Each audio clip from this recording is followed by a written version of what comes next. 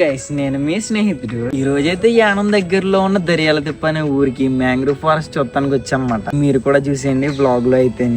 యానంకి 10 కిలోమీటర్ల దగ్గరలో ఉన్న ఈ ఫారెస్ట్ అయితే దర్యాల తిప్ప మ్యాంగ్రూవ్ ఫారెస్ట్ అంటారు. నాకైతే వేరేలా వినిపిస్తుంది ఆ పేరు, దయ్యాల తిప్పలా వినిపిస్తుంది అన్నమాట. అంత భయంకరంగా ఉంది ఇక్కడ అయితే.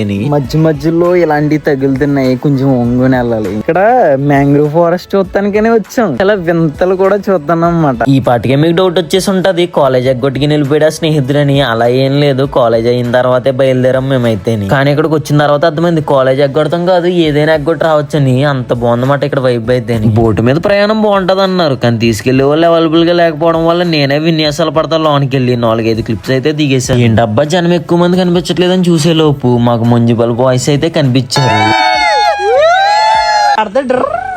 నిజంగా చెప్పాలంటే నేను చాలా జలస్ ఫీల్ అయ్యాను అబ్బా. నేను కూడా మా స్నేహితులతో వస్తే బాగుండు అని, కానీ వాళ్ళనే నా స్నేహితుల కింద మార్చేసుకున్నాను కాబట్టి ఈ బాధ అయితే లేదు. ఇప్పుడు చిన్న మ్యాజిక్ చేపిస్తాను చూడండి. చిటికెత్తే లైటింగ్ వస్తుంది చూడండి, మ్యాజిక్.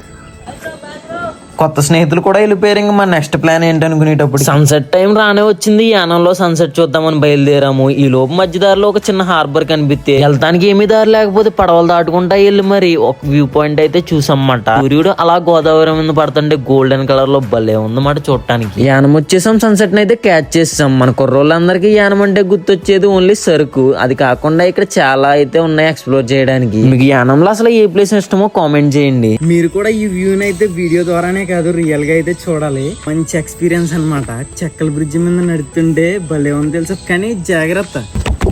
చూసేసి వెళ్ళిపోవడమే. నా ఫాలో అని సబ్స్క్రైబ్ చేసుకుని నా స్నేహితుడు అయిపోవచ్చు కదా.